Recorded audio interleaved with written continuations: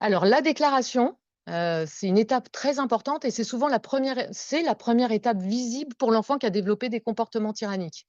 Les parents, en amont, ils auront préparé tout ça, les membres du réseau de soutien, la lettre de déclaration. Ils auront annoncé à leurs membres du réseau de soutien: «Bah, voilà, on va faire la déclaration tel jour», hein, souvent c'est le week-end, les 2 parents présents et parfois avec un membre du réseau de soutien.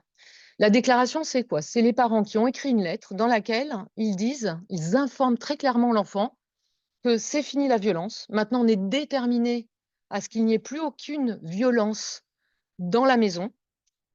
C'est notre rôle de parent. On t'aime, on veut t'aider à grandir, à t'épanouir et donc on doit faire disparaître la violence de notre maison. Donc sache maintenant, on n'acceptera plus aucun comportement tel que, et là, on donne des exemples de comportements tyranniques de l'enfant. Alors, c'est pas forcément une liste exhaustive, mais l'idée, c'est que l'enfant comprenne très clairement quels sont les comportements qui sont désormais plus acceptés. Et dans cette lettre, les parents informent l'enfant que on parle autour de la famille, à l'extérieur de la famille, de ce qui se passe à la maison. On l'informe très clairement: «Sache que maintenant, on demande l'aide autour de nous et qu'on explique, on raconte ce qui se passe à la maison. C'est notre devoir de parent, on n'a pas le choix. On doit t'aider à cesser ces comportements violents». Voilà, c'est simple, c'est assez bref et c'est pour ça que ça doit être écrit à l'avance. Parce que l'idée, c'est pas vous rappelez, c'est les enfants qui argumentent, qui contredisent et cetera. Toutes les réactions sont possibles, hein, mais comme c'est écrit, on a choisi chaque mot. Tous les messages importants sont dans la lettre de déclaration et on n'en dira surtout pas plus. Attention, hein, l'idée, c'est ne pas réagir à chaud aux réactions de l'enfant. Ça a été préparé à froid et on arrive avec la lettre. On laisse la lettre à l'enfant. Alors le lieu de la déclaration est important, hein. Classiquement, on va dans la chambre de l'enfant, on se met dos à la porte fermée et on lit la lettre et c'est le parent qui, a le moins de difficultés, on va dire, à garder son calme ou qui est le moins agressé par l'enfant, qui va lire la lettre, mais il la lit bien au nom des 2 parents. D'accord? Pour les parents qui élèvent seuls leur enfant, je pense que c'est conseillé de se faire, assister par un membre du réseau de soutien au moment de la déclaration. Si l'enfant est susceptible d'avoir des comportements très violents, parce qu'il en a déjà eu, bah, il est tout à fait, adapté, de demander à un membre du réseau de soutien, en plus des 2 parents, d'être présent dans la maison ou même dans la chambre de l'enfant au moment de la déclaration.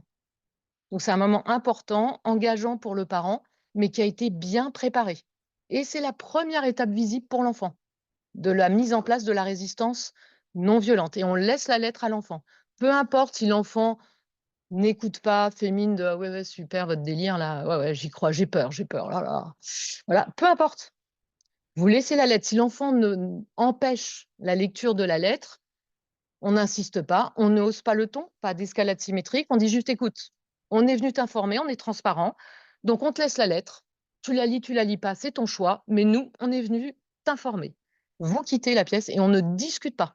Même si la déclaration s'est passée sans heurts apparents, on ne discute pas avec son enfant, on lit seulement le contenu de la lettre, pas plus. C'est pas bon: «Alors tu as compris, hein, maintenant, hein, plus d'histoire, hein, parce que» non. Si l'enfant pose des questions: Quoi? Quoi? À qui? À qui vous avez demandé de l'aide?» Vous ne répondez pas. Vous dites simplement: «Bah, tu verras». Point. Donc c'est la lettre, rien que la lettre, pas plus que la lettre et si on peut pas la lire, c'est pas grave, on la dépose, on est venu t'informer, et on ressort. Donc on peut avoir un membre du réseau de soutien présent dans la maison. Vous pouvez faire une déclaration juste avant un dîner avec des amis qui sont bien informés de la situation et qui font partie, du réseau. Ils auront une présence apaisante après la déclaration. Voilà. Alors là, je vous ai détaillé, la lettre de déclaration, donc c'est vraiment une étape importante.